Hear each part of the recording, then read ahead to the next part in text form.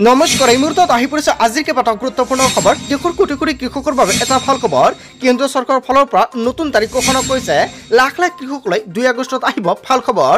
PM কিষাণৰ 20 number কিস্তিৰ ডাঙৰ খবৰ আহি পৰিছে। প্ৰধানমন্ত্ৰী মোদীয়ে নিজে প্ৰতিগৰাকী কৃষকৰ একাউণ্টত 2000 কোটি টকা প্ৰদান কৰিব। লগতে লাখ লাখ মহিলাৰ একাউণ্টত 1 আগষ্টত সোমাব 10000 কোটি টকা।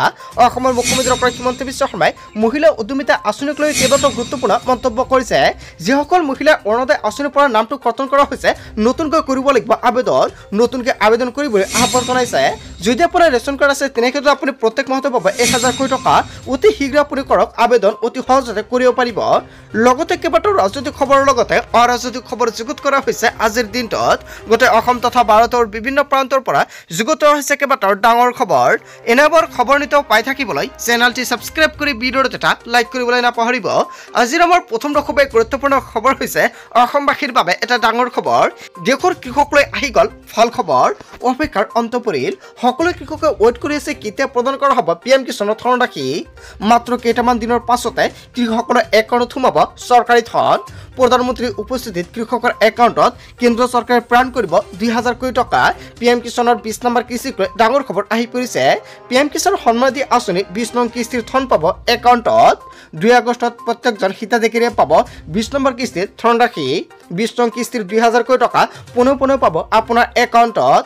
যিসকল হিতাধিকাৰীয়ে EKYC আপডেট কৰিছে তেওঁলোকে পাব ধনৰাশি।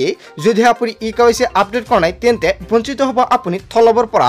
যিসকলে EKYC কৰা নাই সকলোকে EKYC কৰিবলৈ আহ্বান জনাইছে কেন্দ্ৰীয় চৰকাৰৰ ফালৰ পৰা। pmkisan.gov.in ৱেবছাইটত লগ ইন কৰি জানিব পাৰিব সবিশেষ তথ্য। বেনিফিচিয়াৰী ষ্টেটাছ অপশ্যনত ক্লিক কৰি চাব পাৰিব আপোনাৰ ষ্টেটাছ যে আপোনাৰ সকলোখিনি সমস্যা সমাধান হৈ আছে নে নাই। যদি সমাধান হয় অতি শীঘ্ৰে আপুনি সমাধান কৰি লৈ লওক। দেশৰ কৃষকলৈ আহি গৈছে ভাল খবৰ। অতি শীঘ্ৰে দেশৰ কোটি কোটি কৃষকৰ একাউণ্টত 2000 কোটি টকা সোমাবলৈ গৈ আছে। যদি আপুনি এতিয়ালৈকে লেণ্ড ছেডিং কৰা নাই, EKYC কৰা নাই, লগতে আধাৰ কাৰ্ডৰ লগত বেংক একাউণ্ট লিংক কৰা নাই তেনেক্ষেত্ৰত পোষ্ট অফিচৰ একাউণ্ট অ'পেন কৰক। কিন্তু সকলো ধৰণৰ সমস্যাৰ সমাধান হ'ব পোষ্ট অফিচৰ একাউণ্ট অ'পেন কৰিলেই। কিন্তু চৰকাৰৰ ফালৰ পৰা যেতিয়া টকাটো প্ৰদান কৰা হয় আগতে পোষ্ট অফিচৰ একাউণ্টত টকাটো জমা হৈ যায়। তাৰপিছত অসমবাসী ৰাজ্যক জনাইছো আমাৰ পৰৱৰ্তী খুবেই গুৰুত্বপূৰ্ণ খবৰ। লগতে ডাঙৰ খবৰ, উৎকট গৰম আৰু খৰাং পৰিস্থিতিৰ পৰা সকাহ পাব ৰাজ্যবাসীয়ে।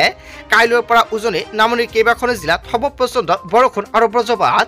আৰু আজি কেইবাখনো জিলাত দেখা পোৱা গৈছে ভয়ংকৰ বতৰ। কিয়নো কেইবাখনো জিলাত বৰষুণ পৰি আছে বা বতৰত ভয়ংকৰ ৰূপ ধাৰণ কৰিছে। আপোনাৰ জিলাত যদি এনেকুৱা পৰিস্থিতি হৈছে নিশ্চয় কমেণ্ট কৰি জনাই দিব। 24খনকৈ জিলালৈ প্ৰচণ্ড বৰষুণৰ এলাৰ্ট জাৰি কৰা হৈছে।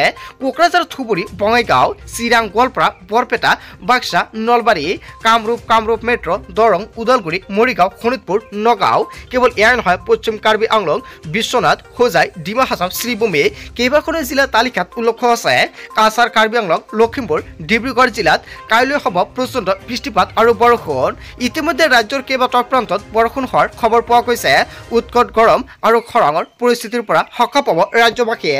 হয় ৰাজ্যবাসী, আপোনালোকে নিশ্চয় কমেণ্ট কৰি জনাই দিয়ক আপোনাৰ জিলাত বৰষুণ দি আছে না নাই বৰ্তমান। তাৰপিছত অসমবাসী ৰাজ্যক জনাইছো আমাৰ পৰৱৰ্তী খুবেই গুৰুত্বপূৰ্ণ খবৰ। লগতে ডাঙৰ খবৰ, সম্পূৰ্ণৰূপে খালু কৰি দিয়া হ'ব মধ্য অসম। চৰকাৰৰ ফালৰ পৰা গুৰুত্বপূৰ্ণ সিদ্ধান্ত গ্ৰহণ কৰিছে। নামনি অসমতকৈ বৃহৎ উচ্ছেদ হ'ব মধ্য অসমত। ঠিং, ৰূপহী সামগ্ৰী পটদ্ৰৱা কলিয়াবৰত চলিব প্ৰশাসনৰ বুলডোজাৰ। য'তে সন্দেহজনক লোক থাকিব তাতে অতি সষ্টম হ'ব প্ৰশাসন। মধ্য অসমৰ হাজাৰ হাজাৰ বিঘা ভূমি বেদখলমুক্ত কৰাৰ লক্ষ্য প্ৰশাসনৰ। ইতিমধ্যে সকলো প্ৰকাৰে সাজু হৈছে ৰাজ্য চৰকাৰ আৰু জিলা প্ৰশাসন। সম্পূৰ্ণৰূপে খালী কৰি দিয়া হ'ব মধ্য অসম। নামনি অসমতকৈ বৃহৎ উচ্ছেদ হ'ব মধ্য অসমত। আজিৰ ভিডিঅ'টো সকলোৱে বেছিকৈ শ্বেয়াৰ কৰি দিয়ক আৰু সকলোৱে সাৱধান হৈ যাওক। বন্ধু বান্ধৱীসকল, আজিৰ মূল ভিডিঅ'খনত আপোনালোকক এইখিনি সৰু কেইটামান ইনফৰমেশ্যন দিবলগীয়া আছিলে। ভিডিঅ'টি ভাল লাগিলে লাইক, কমেণ্ট, শ্বেয়াৰ কৰিব। So thank you for watching full video.